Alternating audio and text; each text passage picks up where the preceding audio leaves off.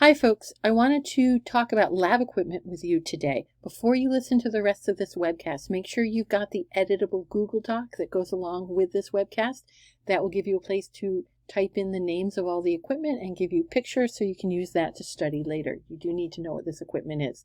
So now that you've got that, let's go ahead and get started. So the first piece of lab equipment that I wanted to show you is this handy device here. It's a ring stand, and we can clamp all kinds of things to it, so we can use it to support a lot of different equipment. We'll show you some uses of that today. All right, so it's usually a black metal base with then a metal rod to attach things to. We can clamp all kinds of things to it. It's really handy. The next piece of equipment is a Bunsen burner. This is an illustration and not a photo, but it shows all the different pieces of it. You've probably seen and used Bunsen burners at some point in the past. And they're called Bunsen burners because there was a German scientist named, not surprisingly, Bunsen, who invented them. So we use those frequently in lab.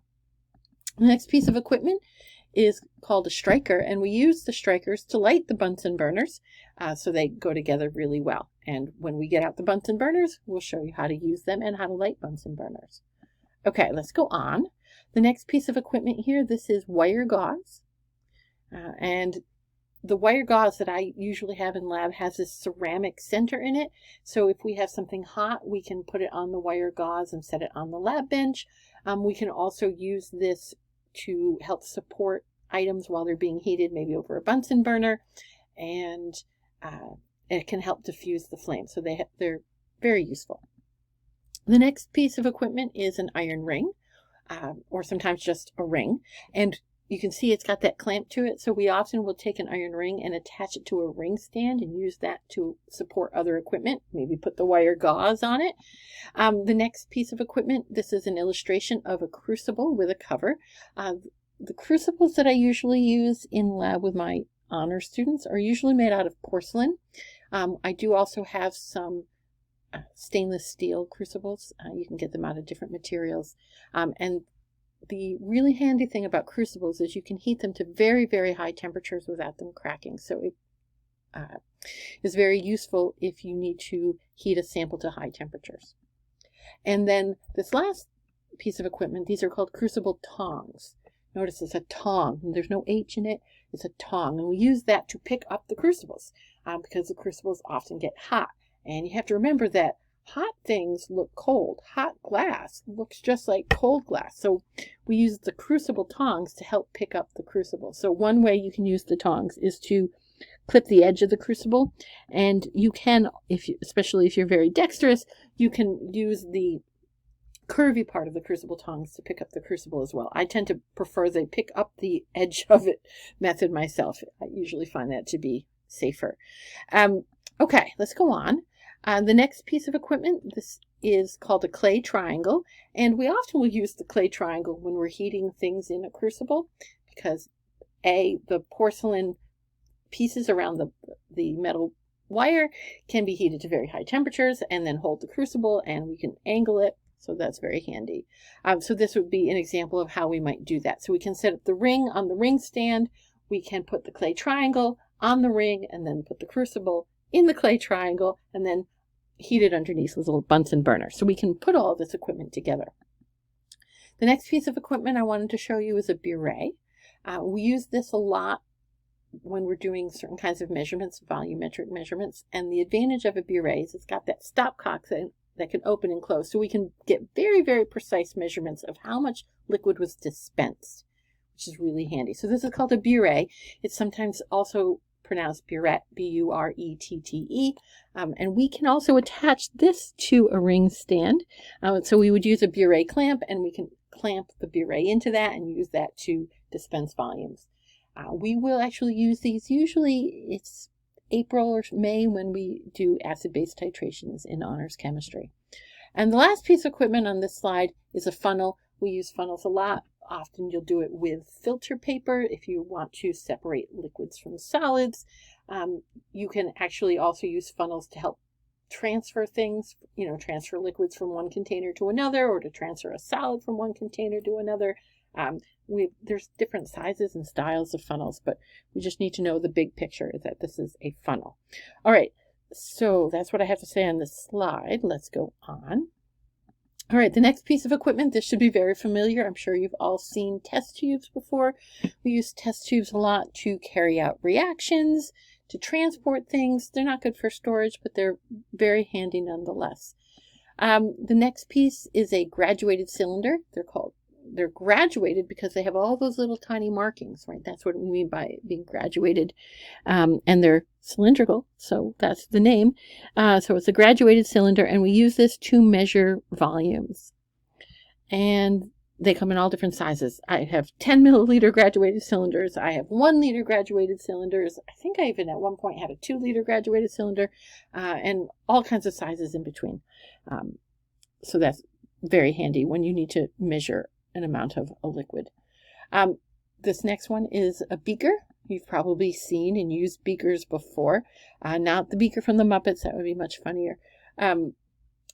Beakers are usually used to transport solutions. They might be used to maybe do a reaction in.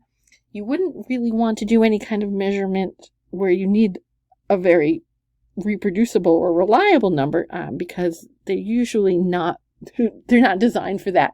So it's an estimate of the volume at best. We don't like to do reactions in graduated cylinders, by the way, because they're hard to clean. It's hard to get a brush down in there.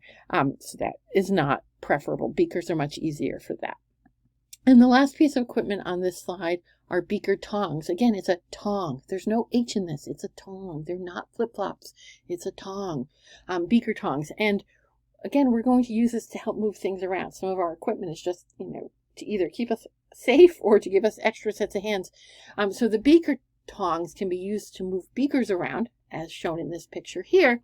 So you can open and close the beaker tongs kind of like scissors and use that to grab onto the beaker from outside. If the beaker's been heated and the glass is hot, beaker tongs will help you keep from getting burnt fingers. Nobody likes burnt fingers. Okay, let's go on. I've got one more slide of lab equipment that I want you to know. This next one is called a watch glass. It's kind of like contact lens for the big friendly giant. It's concave. It looks like a lens. And these actually have a variety of uses as well. Maybe you just need to set a sample down on something. So a watch glass might be convenient for that. Because they're made out of glass, you can put it in a drying oven. So you can heat it.